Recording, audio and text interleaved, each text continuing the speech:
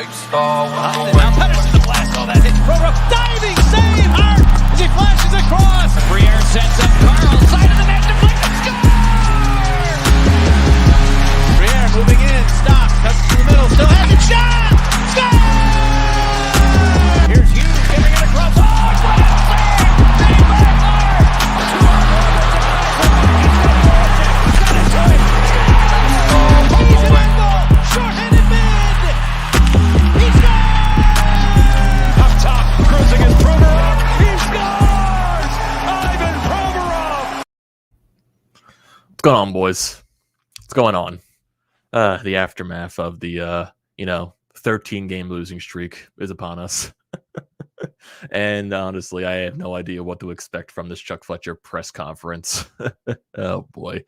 So what's going on, everyone? Welcome back to TTP Sports, and welcome to the people that join on the Painted Lines and also the other Facebook channels. This is not going to be a podcast, sadly, because Chris is in class right now. So if you want to hear Chris's reaction to all of this stuff, he's going to be live streaming on his channel at 12 p.m. So definitely, this is mainly just going to be my raw reaction to everything that Chuck Fletcher says in 10 minutes or something like that. And then you're eventually going to be hearing Chris's on his channel if you want to go tune into that on FLYERSFANMANIA 93.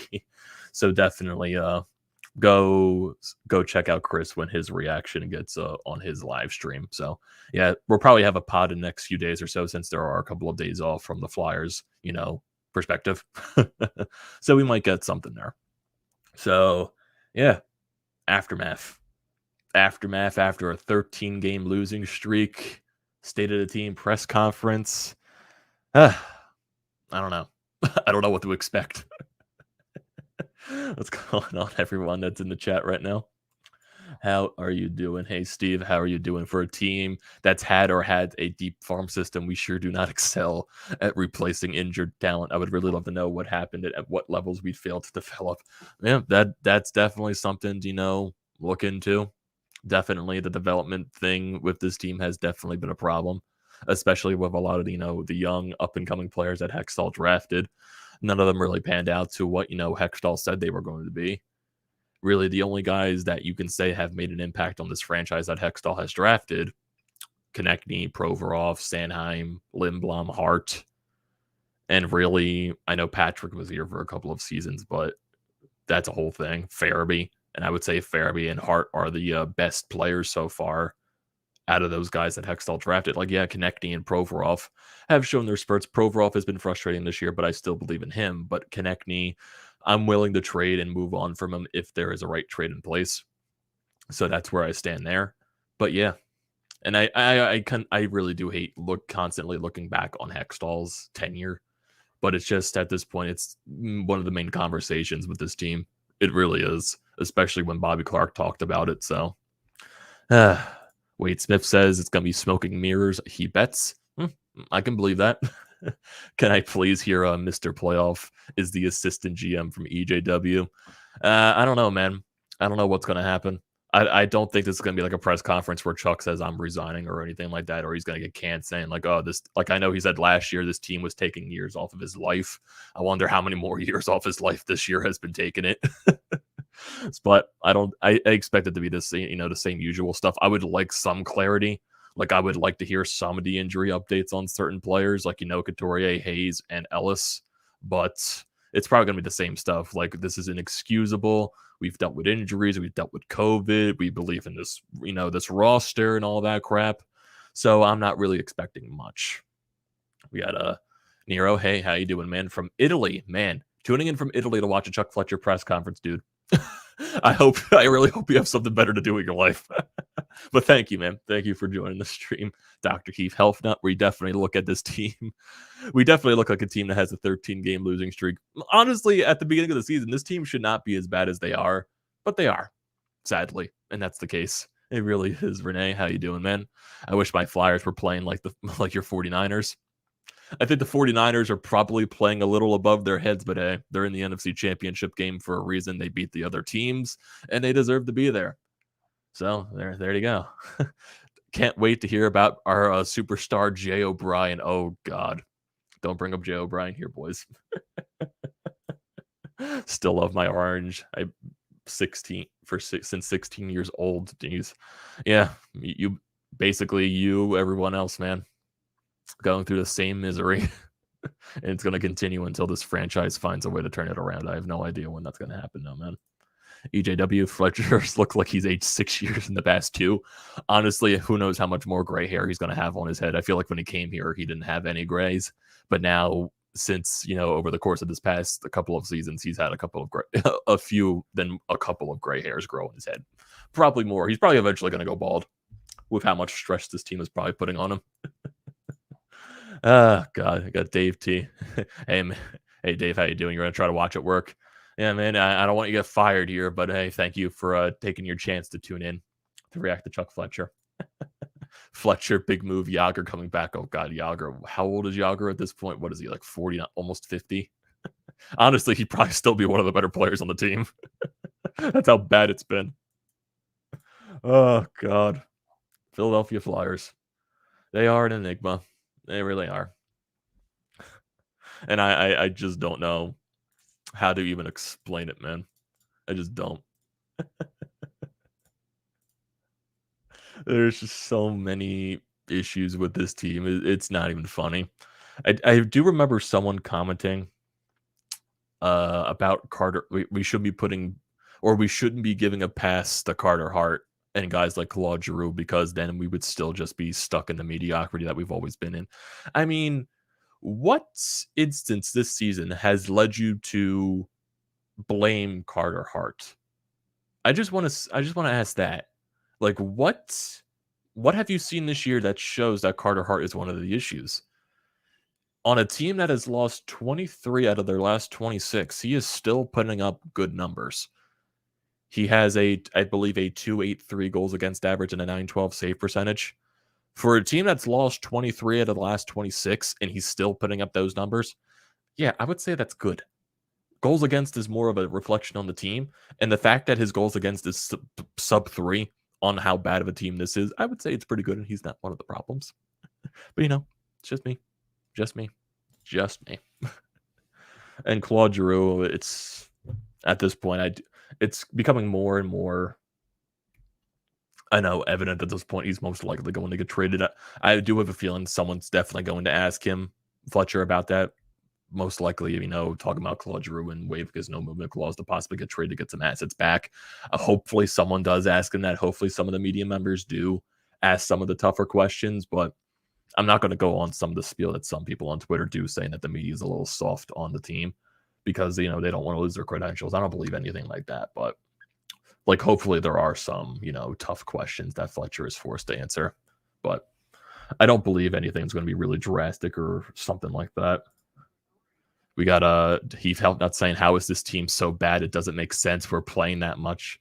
We're playing that much above their heads. I don't know, dude. I don't know. Was 1920 an enigma? Were they playing above their heads? Was just everything that possibly went right? I don't know. I don't know. But the team finally lived up to their potential a couple of years ago. And for some reason, everything that just goes wrong, and they can't get out of it. And then I think that's at the point where you need a culture change. You do. And I believe this team does need a culture change. And I don't know how that's going to work. You got to trade off some pieces. You got to, cut some heads in the front office. You got to, I know coaching staff, I believe, is one of the less of the worries right now. But the coaching staff is most likely going to get reshaped in the offseason, no doubt. That's what I believe. You can have Hasek and Waugh on your bench, and this team would still be on a 13-game losing streak. Yeah, I agree. I absolutely agree. You put any of the goaltenders in the league right now. Put Vasilevsky, you put Marc-Andre Fleury, Connor Hellebuyck, Carey Price, John Gibson, any of the other better goaltenders in this league. This team is still not that good. So Carter Hart is the least of the Flyers' worries right now. That's what I believe. It's going to hurt me when Claude leaves. He needs to go to get his cup and with a legitimate Stanley Cup contender. Yeah, I agree. He deserves that right. He definitely does. For how much crap he's had to put up with this team not being able to build around him, not having that much success. And I know some people want to blame Claude Giroux for that, but I'm not going to get into that discussion. But he deserves that right at least to go get a cup. He does. I miss Ed Snyder and what he represented for the Flyers identity. Yeah. I miss Ed Snyder too, man. I do. because the family aspect with this team has, completely went down the drain. It just doesn't feel like a family anymore. So we're really close to Chuck Fletcher putting his press conference there. So I wonder, can I put this in a bigger screen or full screen layout? There we go. So I wonder. There we go. So very close to this. We got a minute left until Chuck is talking. So got a little bit until he pops up. Heath Heltnuff says this team is going to make G get traded. It will be one of the saddest days of my life. Yeah, dude, I agree with you. I completely agree with you there. It's going to be a tough day because, there's a lot of people that are, my age, Chris's age, that really the only player that they knew growing up was Claude Giroux. Like, sadly, I wasn't old enough to grow with the Lindros era. I was young enough to, to see Richardson, Carter, and crap like that. But it's like Claude Giroux was really the only mainstay for people like my age and stuff like that, for people Chris's age. So it's going to be hard because that's the guy you've seen. That's the guy you know with Flyers hockey. And sadly, that's not going to be the case. So if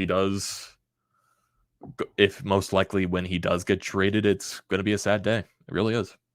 And I'm dreading it, but hopefully that means it's for a better future of this franchise. Hopefully. Cheers to that. Dave says, I will miss G the day Clark forgot his name. Yep. If I saw Lindros play, he could take down this team by himself. Yeah, I believe that. I definitely, even when I see Lindros playing in the alumni games, I believe, Lindros is probably a way better player than any of the guys on this team.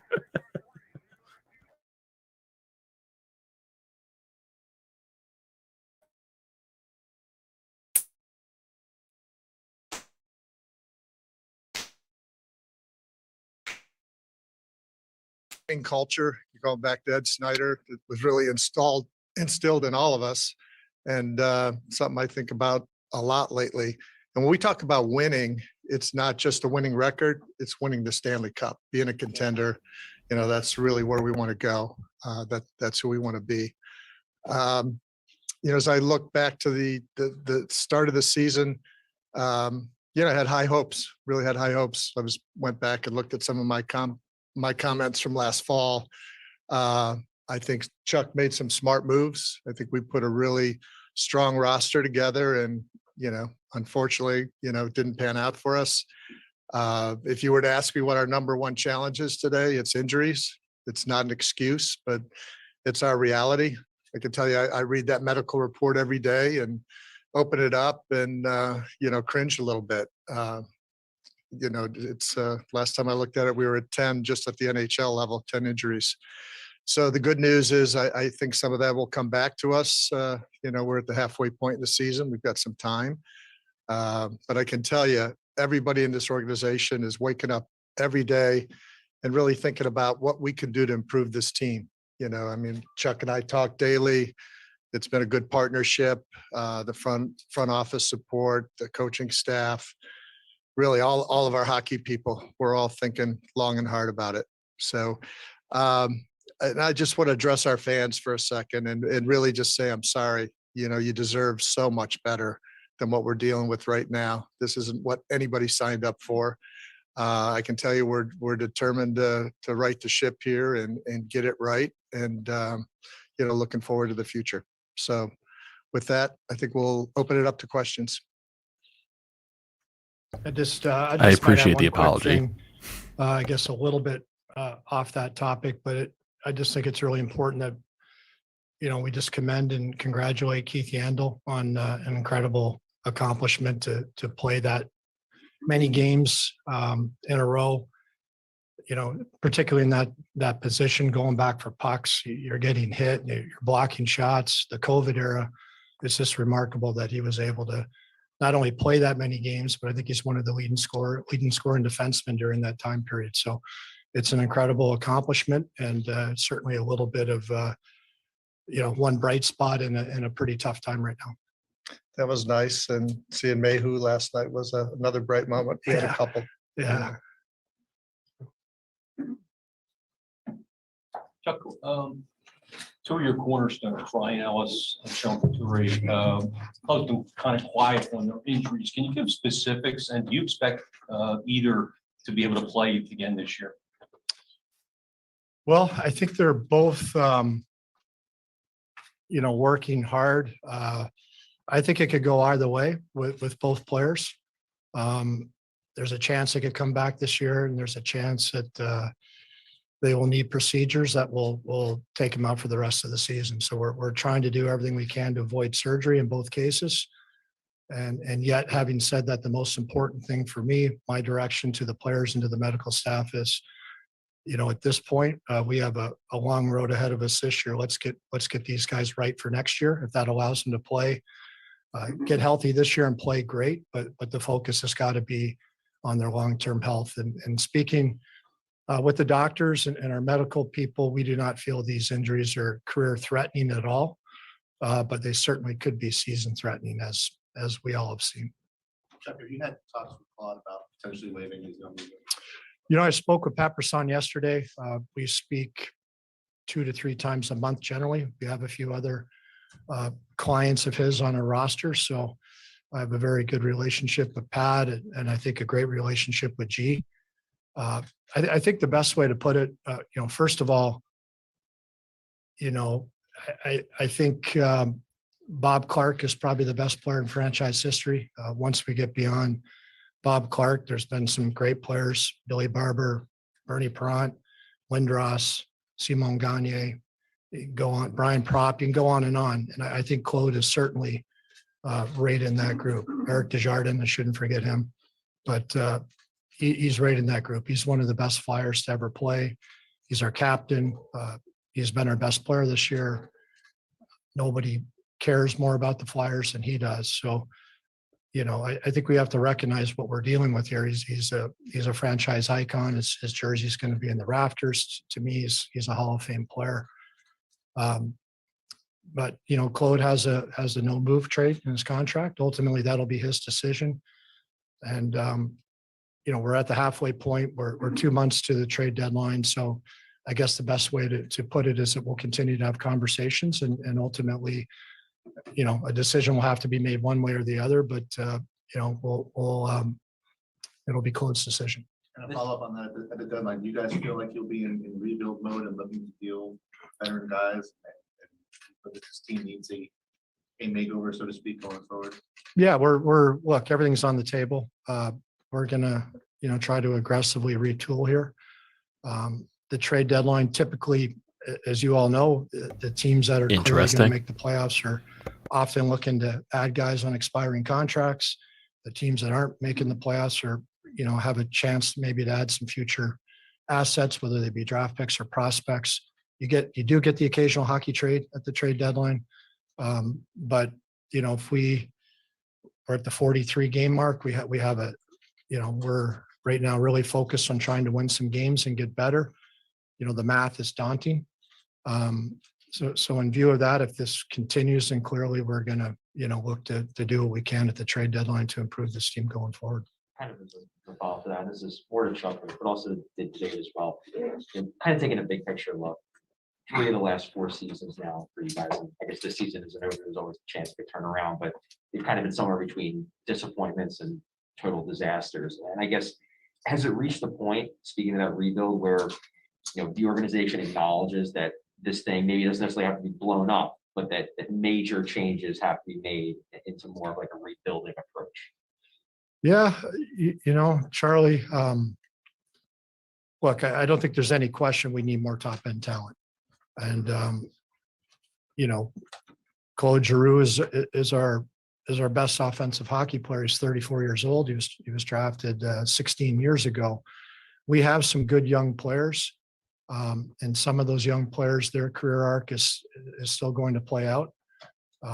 But we do need more top end talent. There's no question. And I think we've tried to address that a bit the last few years, adding some players with some skill sets that we need. And we just have to continue to chip away at that. But I do believe there's a group of players here that can constitute, that could be part of a winning core. But we definitely need to add more pieces. And, and that'll be the focus going forward. You talk about adding top end talent. Is the only way to add that top end talent? Because obviously it's difficult to get those kind of guys via trade, via free agents. Is the only way to get that top end talent to bottom out and get high draft picks and rebuild in that sense? Yeah, I mean, the easiest way to get top end talent is through the draft. That's historically that's been proven year after year. Bottoming out, I don't think that's what we feel we need to do. I mean, I do believe we have good pieces, and realistically, players like Couturier and Ellis are going to come back at some point. When they come back, we're a significantly better hockey team.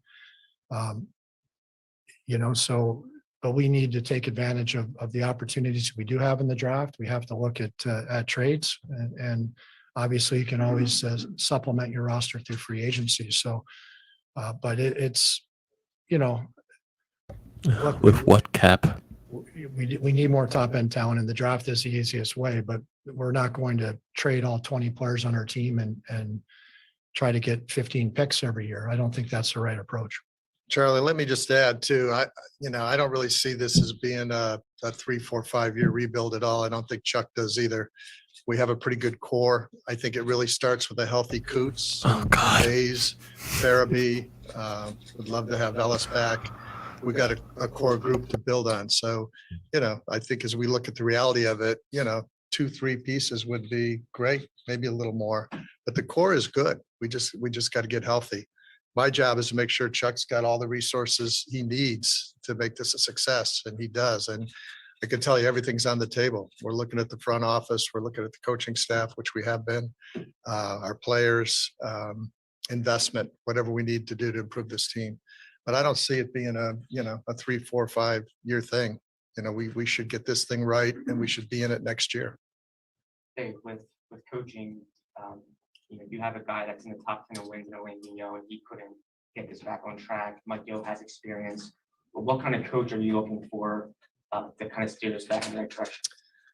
I think, I'll let Chuck answer that. I think, long term, we'll have a lot of good options. Right now, Sorry, I have no idea. Holding a very difficult hand. I'm proud of him. He shows up positive every day, and but as we look longer, I don't know, Chuck, we've got some good options to think about longer term. Yeah, we'll see how the rest of the season plays out, and the best time to make those decisions is in the summer, when the off season, when you're not burdened with the daily grind of games and practices, and you can sort of objectively look at what you need to do as a team. And Mike's been dealt a tough hand. He's doing the best he can, and I've actually seen progress in some areas in terms neutral zone, defensive zone.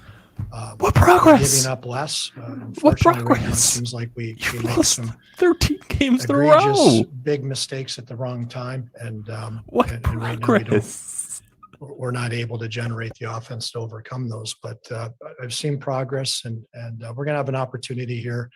We only have 2 road games, I believe, between now and March 10th. We have a lot of practice days. We have opportunity to hopefully reintegrate some of the injured players back into the lineup.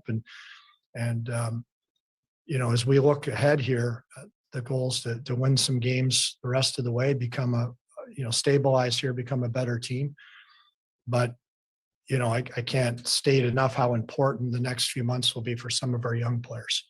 And it's just not realistic to go out, as I mentioned to Charlie earlier, to reinvent a team. You can't replace 20 players every year. And we have some young players that right now are getting an opportunity to play in the NHL, probably because of injury.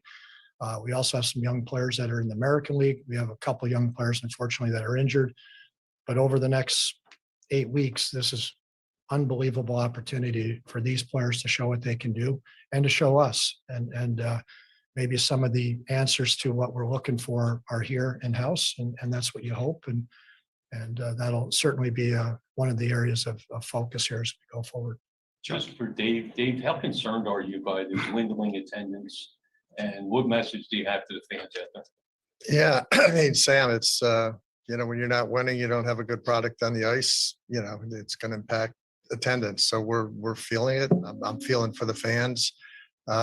You've got team performance. You also got COVID protocol. I mean, Philadelphia is very tough with this vaccination, so that's impacting attendance. It's impacting the Wings. It's impacting the Sixers. You know, it doesn't help the cause. But bottom line is we have to get better. We got to figure out how to win games. Chuck, you just brought in a I new think the Sixers assistant. are more Was packed there than a the reason Flyers that because there the was such Sixers a are delay actually a from good when, team. You know, the others left to now. You know, just part of the process. We spoke to some different people. You know, we're offered an opportunity to come in and coach for the rest of the season with no promises beyond that. And,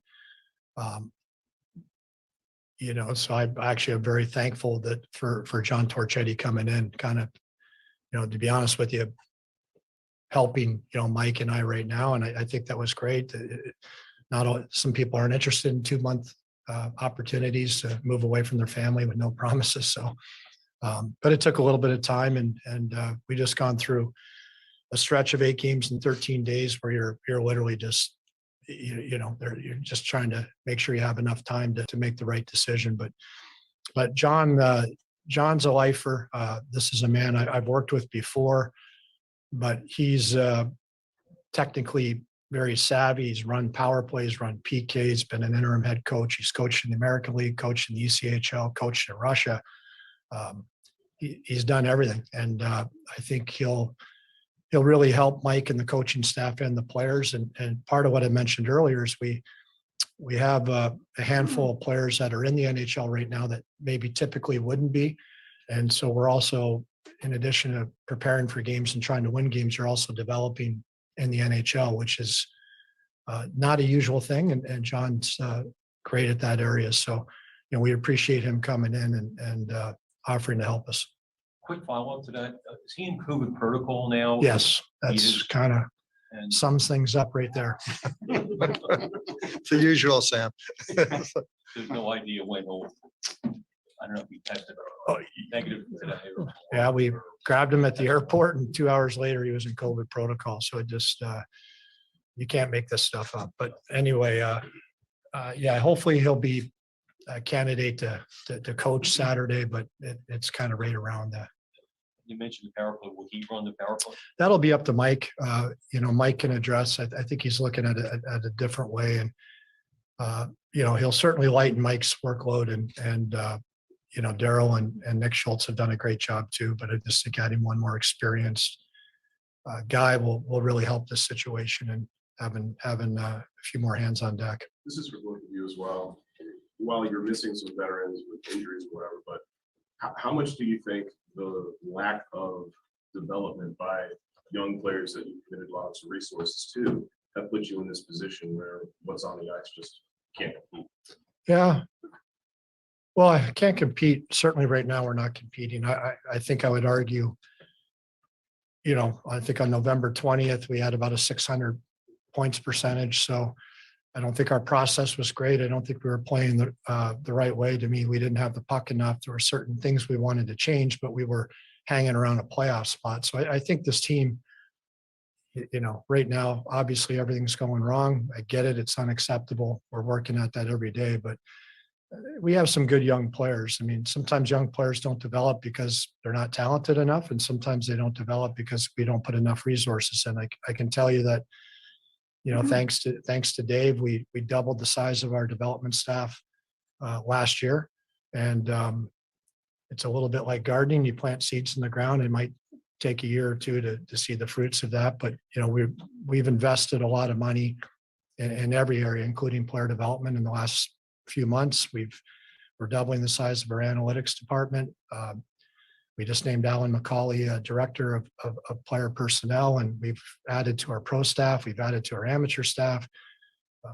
We overhauled our strength and conditioning department last summer.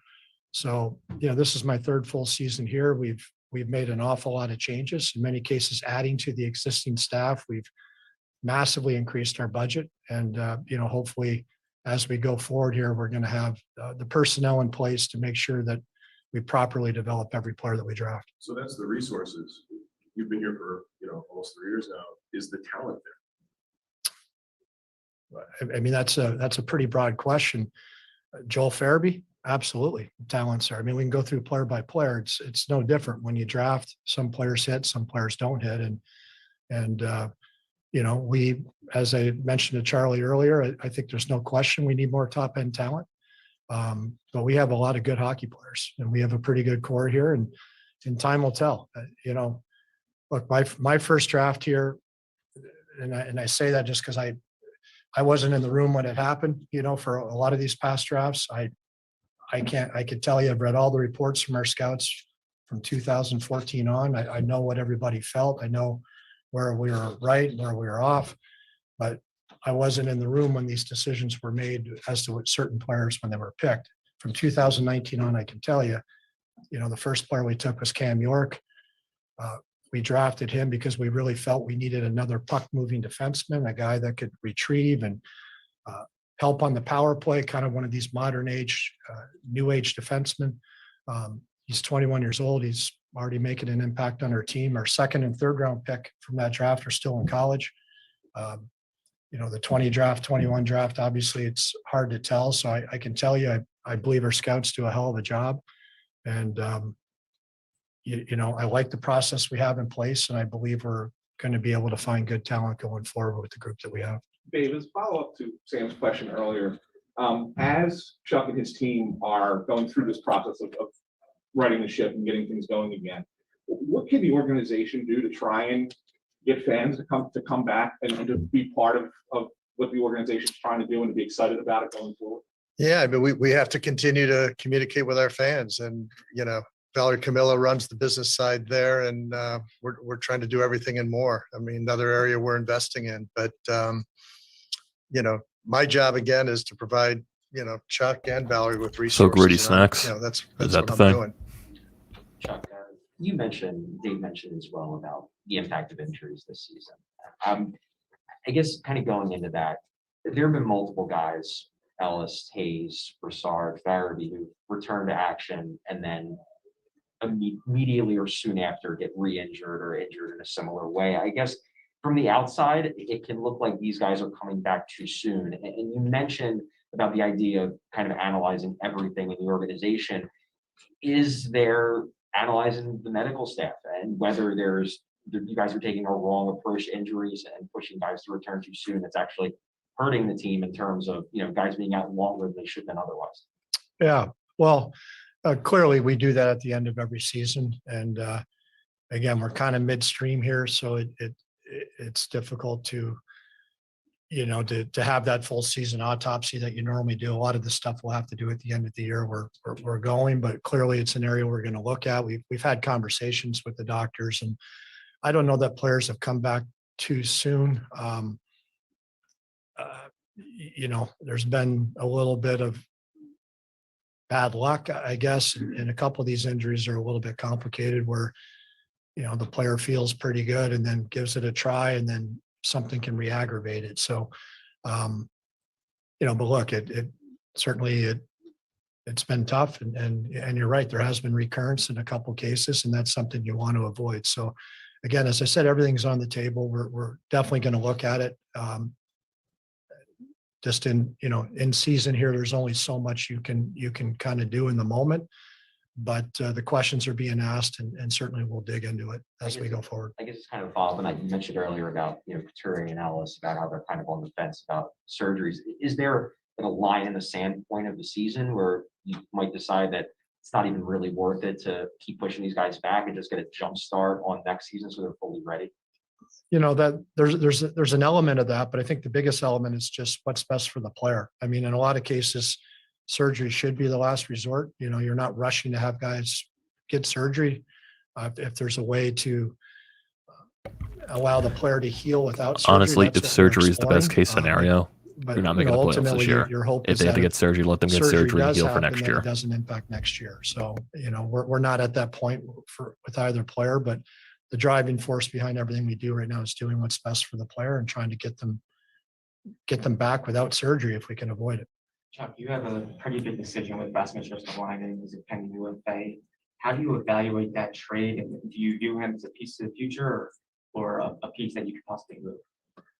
Well, when we traded for him, clearly I paid a big price. I recognize that.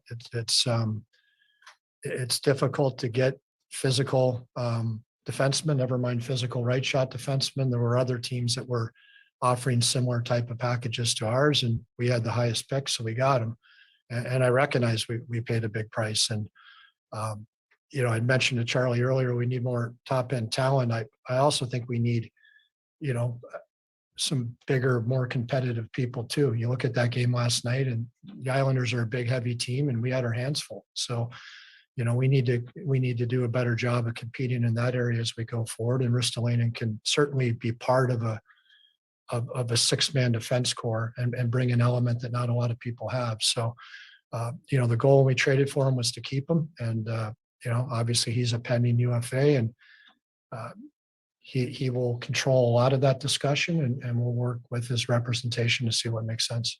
Chuck, how involved is Danny Briere involved in day-to-day decision-making, I guess? And do you see him as the kind of guy who will get more involved perhaps? Yeah, we've had a lot of good conversations with Danny, and certainly during the process when he was interviewing with Montreal, we were communicating a lot, and Brett and I were, you know, trying to help a bit. You know, it was a great opportunity for Danny, but Danny, you know, obviously he's been president of the main franchise. A couple of years ago in the 2020 draft, Danny looked at a lot of the potential first rounders and worked with Brent on kind of that area we were looking at when we drafted Tyson Forster. So he's been involved then.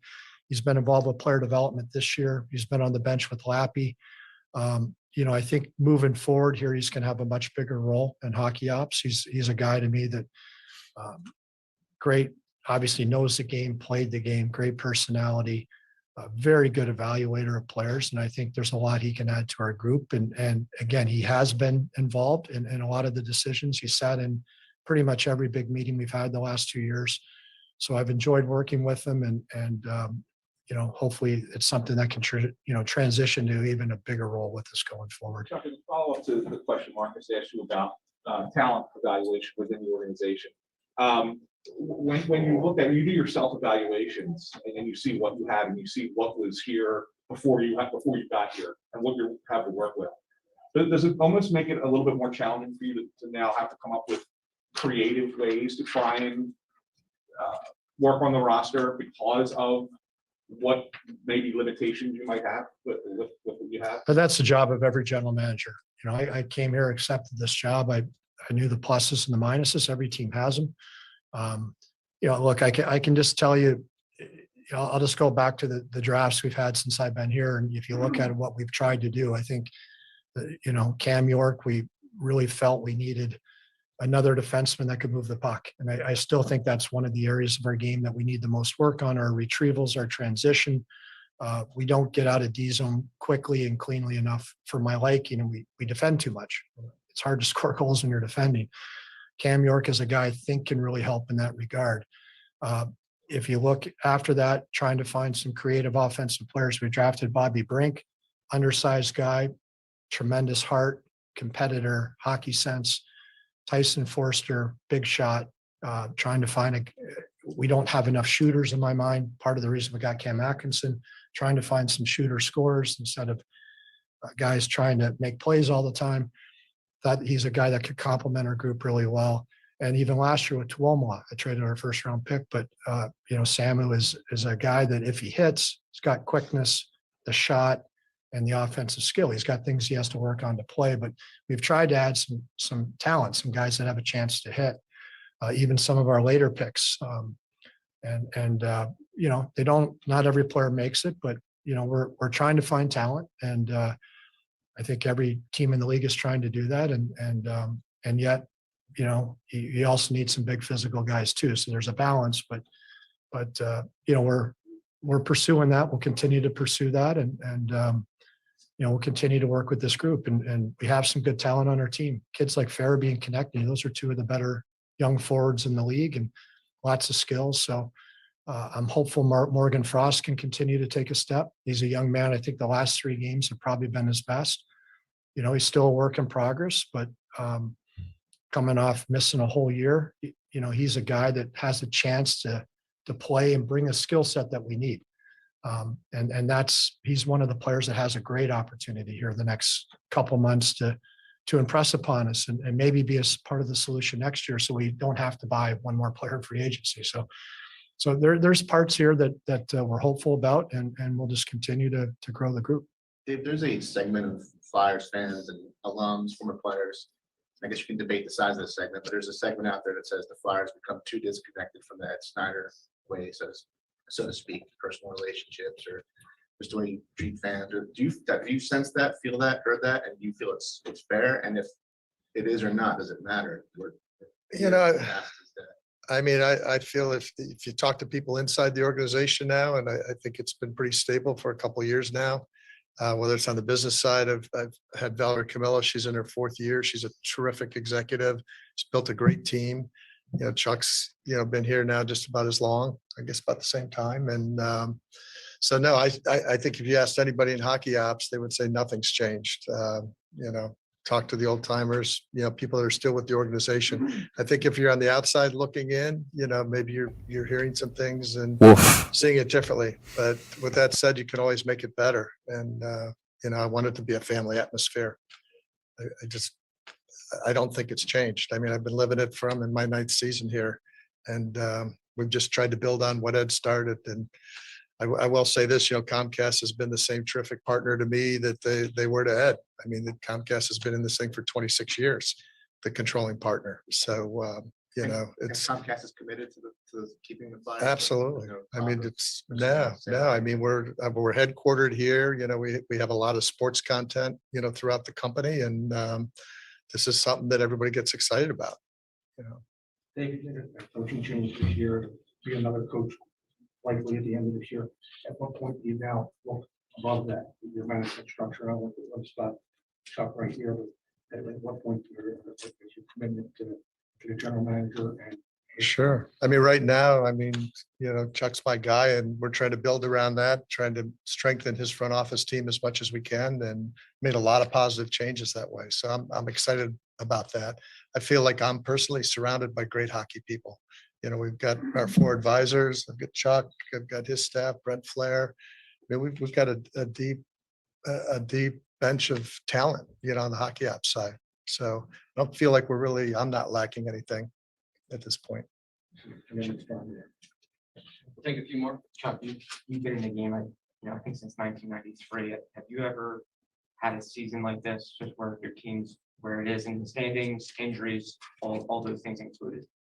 Yeah, it's been a disappointing season. And again, we knew we're in a tough conference, and it's a tough league, but we fully expected to be a competitive team and in the playoff hunt and be a good hockey team. And we haven't been. So a lot of factors involved. Injuries are a part of it, but other teams have had injuries and been able to get through it. But it's been extremely disappointing, because I think this is probably the biggest disconnect I've ever felt between what we should be, in my opinion, and what we are. And so that obviously I'm the guy in charge. That falls on me. But right now we are where we are, and I guess just my mindset is now there's going to be opportunities to get better. And we have to take advantage of them. We can't undo what's been done. First thing is we got to find a way to win a game here. I got to take the temperature down. We got to stabilize. We got to get a good environment back around here so we can make objective, smart decisions. And there'll be a lot of opportunities to improve the team. There'll be opportunities for young players to show what they can do. And we'll have some time here to get this back on track. But there's no question. It's I've been through tough stretches. But this is, definitely the toughest thing I've ever been through, and the biggest disappointment. You mentioned that the injuries being issues, other teams have dealt with injuries. COVID was an issue for this team. Other teams are dealing with COVID. Why hasn't this team been as resilient as you would have liked to have seen? It's a good question, and again, maybe with time we'll be able to break it down and look at it. We're right in the middle of it right now and still have half a season, and it's hard to do those types of analyses when you're midstream, but a whole host of factors. And again, we had a pretty good record around Thanksgiving, but I don't think we were playing to our ability. And from that point on, it's been a free fall really since Thanksgiving. certainly, again, a lot of key guys out of the lineup. Some other players not playing to their capabilities. It's been tough. It's been tough right now. This is a real tough stretch, and I think right now we have 10 forwards out between Lappy's team and our team.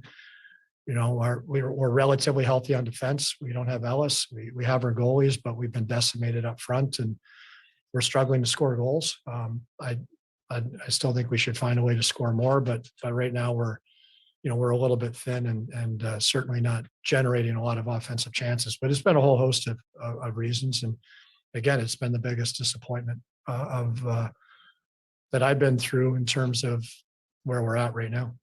Chuck, with the Flyer, with the team basically out of the playoff picture, is it important to start bringing up some of the fans, guys, specifically Igor Zamula? Would you like to give him some experience here? And do you weigh that against benching a Yandel, who obviously just set the record? Well, I mean, again, up front, I think we have 6 Phantom guys up here right now.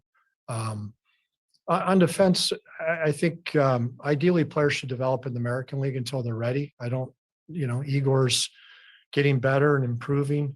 He's still a young man that needs to get stronger, needs to get more experience, and he has a huge role for Lappy. Lappy's doing a great job with the players down there. So I think the goal is to give players a chance when they're ready for it, and you don't want to rush them. And but so no, that may happen, but at this stage, I think we want to make sure we're rewarding and playing the right people.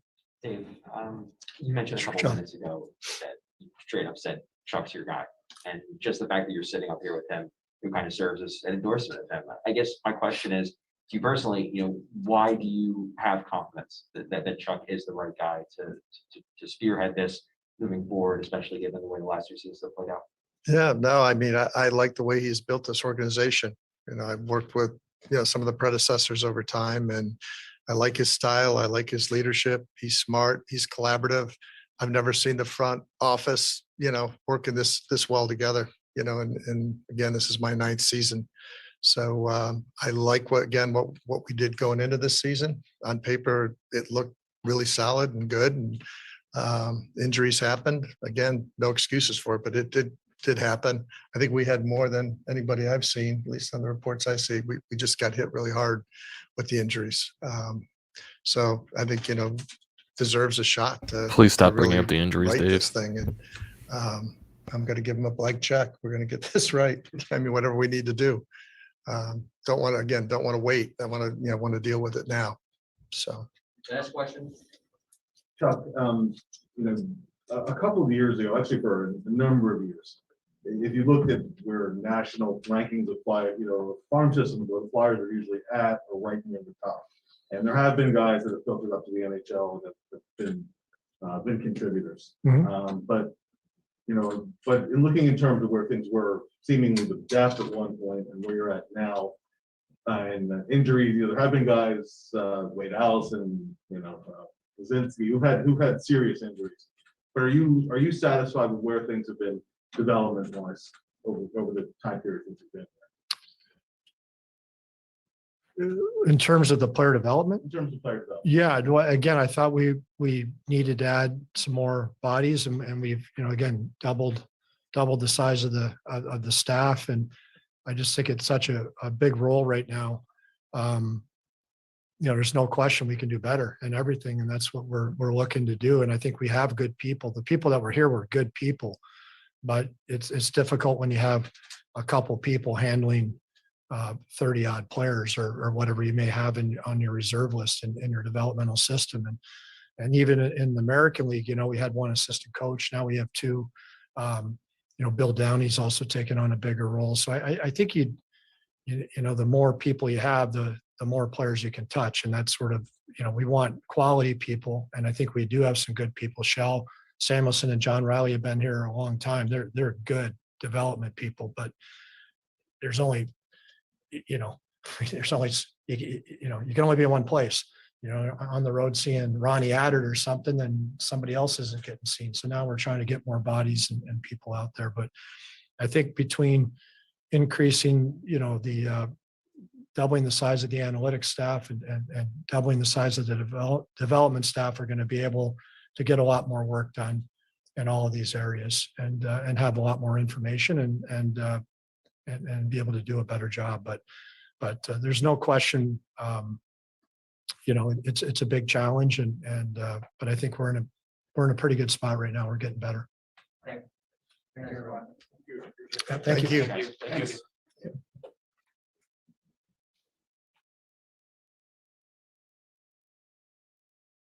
Recording stopped.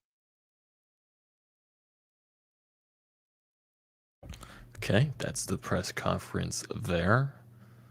So let me close that out, remove that, stop sharing that. Well, there are many things to take away from that press conference. Every time Dave Scott talks, I do want to, douse my ears in bleach, clean them out, because I just think everything he says is garbage. But besides, the raw reaction and the letting every, answer come out in pure anger, I do think there are some interesting things that they did say. Like what Chuck Fletcher said, aggressively retool. I don't know what that means, but it does sound like, yeah, they're probably are going to trade some pieces off. Most likely their UFAs this year. And, also brought up the stuff about, possibly making some hockey trades. So could that be some of the guys with term on this roster? Maybe some of the younger guys, who knows? But most likely you're looking at this trade deadline, getting rid of most of your UFAs, which is Claude Giroux, sadly. I know they were talking about they want to keep Risto, but I feel like at that point it's a 50-50 chance. That's just my personal opinion. Justin Braun is a guy that you're most likely going to trade. Martin Jones, guy that you're most likely going to trade. Derek Brassard, if he gets healthy, you probably trade him. Keith Yandel, you trade him. All your UFAs. Get rid of all your UFAs. Get some assets in return. And I just don't. I wasn't really the biggest fan of their tone, in my honest opinion. Like, I really don't want to go in the term of, talking about Dave Scott, because everything he does say is garbage. Because, talking about, how he doesn't think there is a problem with the way the team is run, with the, the Ed Snyder crap. All that stuff is garbage. And, the whole thing with the attendance, how he thinks COVID is also affecting the Sixers and the Wings. The Sixers have the second best attendance in the NBA this year, so that is a straight up lie. So he doesn't know. So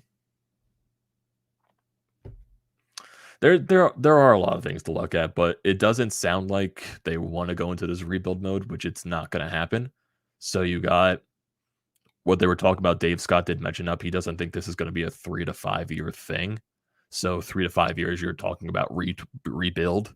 So this is more of a retool, reshape your roster once again, like they did last year, but even cut off more pieces. So like I said, all of your UFAs. And maybe you're talking about, because they did bring up, they think they have a good core to build around of. And specifically, they mentioned Sean Couturier, Kevin Hayes, Ryan Ellis, and Joel Farabee. I don't know why they didn't mention Carter Hart in there. Hopefully that's just not, he forgot to mention Hart or something like that. But like it's a good and a bad thing at the same time, in my opinion, saying that, because you have Sean Couturier, Kevin Hayes, and Ryan Ellis. Kevin Hayes is going to be turning 30, I believe, this summer or this spring. Sean Couturier just turned 29. Ryan Ellis is already in his 30s. By the time this team is competitive again, those guys are going to be in their early 30s. So is that the core you really want to build around? Like Farabee, I do agree with. Farabee is a guy that I do believe should be on this roster. He's a guy that you can build around. Same thing with Carter Hart. He's a guy that you can build around. But to say that because he brings up those specific guys, does that mean, Travis Konechny's out of the mix? Who else? Travis Sanheim, Ivan Provorov, some of these other young players, Scott Lawton, are some of these other young guys out of the mix? So like, when they go through this retool type of thing, are those guys not going to be involved in the picture? I don't know. Like, I know he was probably just bringing up a couple of players that he thought off the top of his head, but that's an interesting thing to think about. And top end talent, what Chuck Fletcher also brought up, that's something that they're desperately lacking in. Yep, that is completely obvious that they're lacking in the high top end talent that they clearly do not have. And I know Chuck Fletcher kept bringing about, all past drafts, how he wasn't here, and he was looking at, the reports from the scouting department and all that crap from, going back to the 2014 draft when Hextall started, and he sees the discrepancy, maybe between the scouts and what Hextall actually thought. So he saw all of that. And so he said basically he has no control over that. He was basically came here with the hand that he was dealt, and he's trying to do his best that he could. And then, going into, his drafting guys like Cam, like you really can't judge the drafts that Fletcher has had so far just because he's only been here for so long. And yeah, really, some certain drafts are not going to have the biggest impact, instantly, unless you're drafting in the top 5, top 10 or something like that. And the Flyers have not been doing that in Chuck Fletcher's tenure. So you get guys like Cam York in his draft. I know people were screaming for Cole Caulfield, so was I, but Cam York, I do think it's a guy that you can build around as well. He's going to be a mainstay on this roster and see what he can do. I think he's going to be a full-time player on the team next season. He's most likely going to be with the team the rest of the year. I don't see him getting sent down at all. I don't know. Easy solution. Find a new captain. I'm not even going to respond to that. So, yeah. Easy solution. Find a new captain. What a joke. What else? In terms of, trading for other players, like getting picks and prospects in return, or maybe like, the hockey trades where you get, you trade one player to get another player type in return.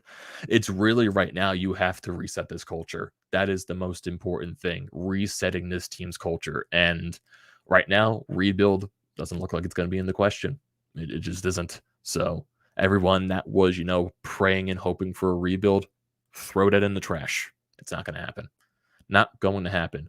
Retool, I have no idea how long that's going to take, because for some reason Dave Scott believes this team could be competitive next year, and he expects them to, which if you're going through a type of retool that they're talking about, you're probably not going to be good next year. That is just my assumption on this entire thing. I know like those things are subjective. Like it could a thing could change year after year. I know if you look at some of the other teams around the league, they're bad one year, then they end up being really good the next year. So I know those things could be random, but I don't know with this team, because right now I don't have the faith in this front office. I don't have the faith in this ownership to, find the right pieces, just because they haven't proved it to us yet. Because yes, they went out and got all these different guys this year to reshape the roster, and it just hasn't worked. So you have to find a way to keep renew this culture, because right now this culture is just losing. This culture knows nothing but losing. And I'm not going to really get into all the business stuff that Dave Scott mentioned, because the business side is just, I know there's so many problems with the business side of this team. It's not even funny. And I think everyone knows the issues with that. It's going to be a long process with this team. It really is. But rebuild is out of the question. I don't know how the rest of the season is going to go, but most likely from what you saw and what you heard, majority of the UFAs are going to be traded. I would say Risto is more of a 50-50 chance, just from the tone of Fletcher saying that they would like to re-sign him just because they gave up a lot. But I would say what you gave up for Risto and teams, that would give up stuff to acquire a physical defenseman like him, I feel like it's a little too difficult to pass up on. I feel like you don't want to take that risk and losing out on something. So I'd rather move him, get the assets in return, and then use what you can. Because it's just like fans are frustrated at this point. Like I do try to use rational thoughts when going through this process, but with how bad the team is, it's hard to, not bring your emotion into all of this. It really isn't. But I've been having back and forth discussions with Hunter Brody with this, because we've been talking about this the entire time. So I just saw what he posted on Twitter, because he's more rational than probably anyone out there with how this team can be built. So he's making clear he doesn't trust these guys at all, but he says, he just said this on Twitter.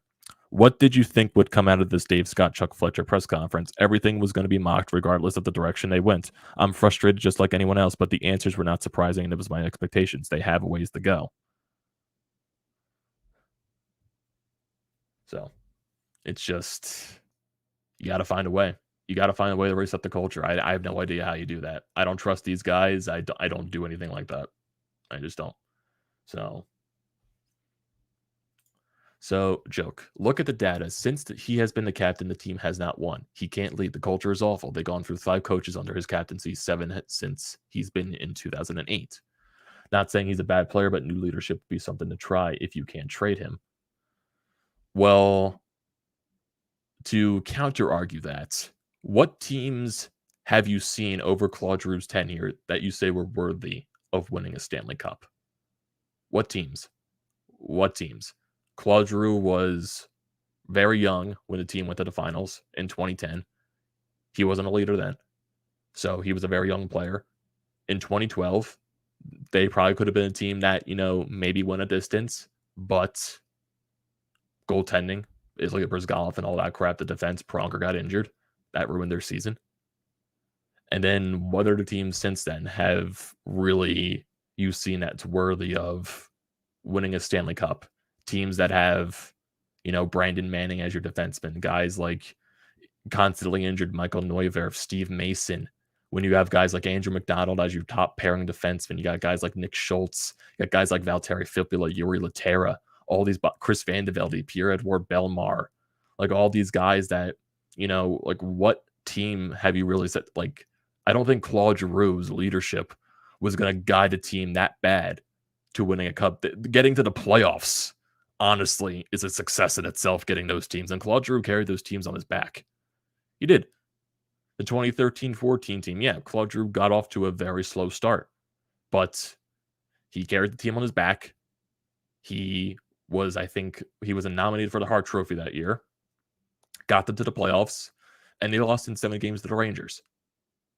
2015-16, yeah, not Claude Giroux's best year, but do you really think that team was going to beat the Capitals? The next season, Claude Giroux was coming off surgery. It's the same surgery that Hayes had this year twice. He definitely wasn't going to put up a good year that year. The 2017-18 season, he put up 102 points. Playoffs, do you really think that team was going to beat Pittsburgh? Probably not. 18-19, I know 19-20 people want to say he barely put up any points against the Canadiens and the Islanders, but everyone sucked that year. Everyone did. Like, I know you're not trying to put all the blame on Claude Giroux, but the entirety of the blame should not be put on Claude Giroux because he's the captain. Like, even if you bring a good captain, like a better captain than Claude Giroux into this, I don't even think they set the sail right because the teams just weren't good enough.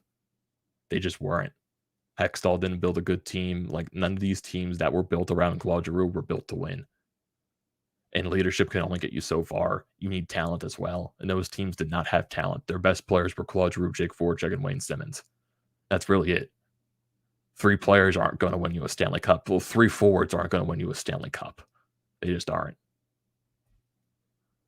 It's just, like, I don't want to come at, like, I'm not trying to come at you, dude. I'm just tired of hearing, like, it's the Claude Giroux, like, problem. Like, that's basically the entire thing. Like, I don't want to sound like I'm coming at you. It's just, like, I'm just tired of hearing the Claude Giroux argument. I really am, because it's been like that throughout his entire tenure. It just is. It just, right now, I don't have faith in this team to set the sail right. Like, that press conference, yes, I feel like, yeah, people were going to be, they were going to react harshly to the press conference regardless of what the hell they said. Like, yeah, you can say that. What really did you expect from that? But it still doesn't give me any hope. It just doesn't. Like, is this team just still going to be bad for years to come? I don't know. Are they ever going to, luck in to setting the sail right once again? I don't know. But I don't have hope. I really just don't have hope right now because we're just at the lowest of the low right now with this team. And it's probably going to continue to get worse as the season goes along. It just is. 13-game losing streak. It's just all that crap. And, like, really, it wasn't the time to praise Keith Yandel. It just wasn't. Like, I know the guy broke the Iron Man streak and all that.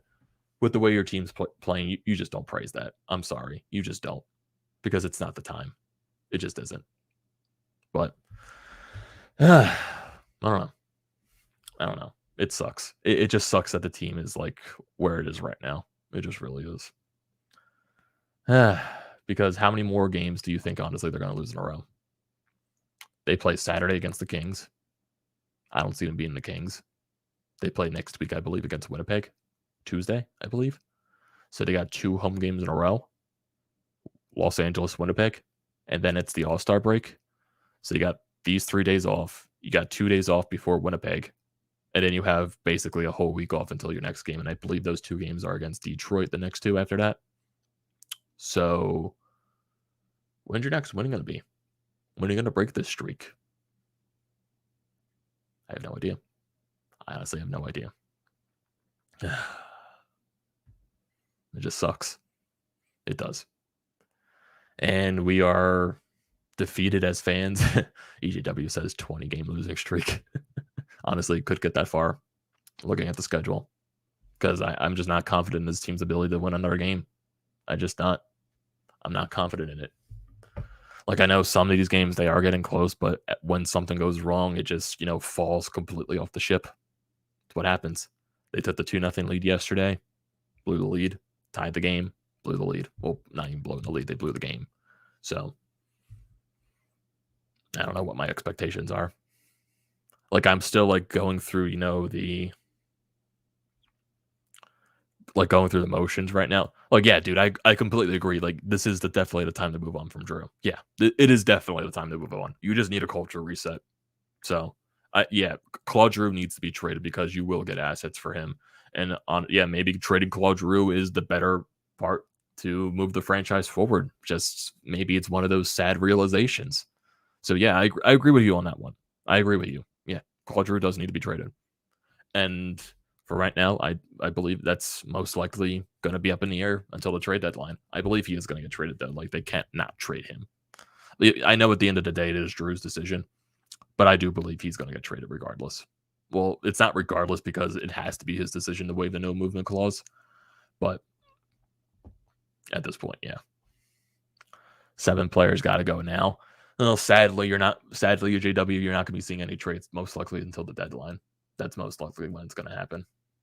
We're not going to see trades right now. I know there was rumors about Jones with Edmonton, and I think it was the Flyers wanted something more for him. I forget where I saw this rumor. I think it was on NHL Rumors Daily or something like that, to where they offered Jones something. Well, the Flyers offered Jones to Edmonton. Edmonton was offering them a low round pick, and the Flyers wanted something more, and Edmonton said no.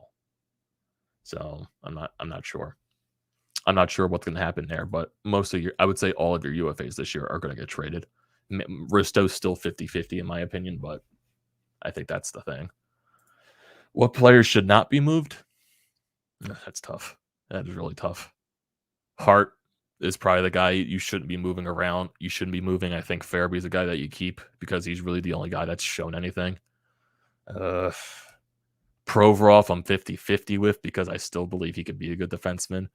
But I also understand the criticism with him as well. Who else on this team that you can be worthy of keeping? Jeez.